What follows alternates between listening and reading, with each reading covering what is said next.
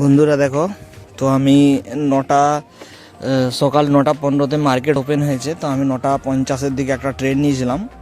তো তখন দেখছো আমি 173 টাকা 25 পয়সাতে ট্রেডটা নিয়েছিলাম। তো কিছুক্ষণের জন্য আমার ট্রেডটা একটু ডাউন হয়ে গেছিলো, লস চলছিল। তো আমার মনে হয় যে এটা ট্রেড করা যারা ভাবে যে খুব টাফ বা খুব ক্রিটিক্যাল, আমার তো মনে হয় কোনো ক্রিটিক্যাল না, তবে ধৈর্য ধরে তোমাকে বসে থাকতে হবে। আর আজকে ছিল ব্যাঙ্ক নিফটির এক্সপায়ারি, তো আমি সেই জন্য নিয়েছিলাম।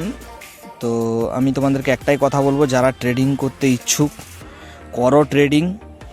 আর এক ধৈর্য ধরে যদি ট্রেডটা নিয়ে থাকো বা ধরে রাখো, আমার মনে হয় একটা প্রফিটেবল হতে পারে।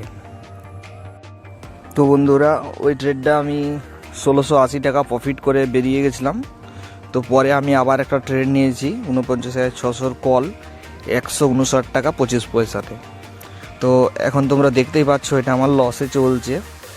দেখি এটা আপাতত রাখছি এখন, যতক্ষণ না প্রফিটেবল হয় ততক্ষণ পর্যন্ত এটাকে এক্সিট হবো না। তো দেখি কতক্ষণ পর্যন্ত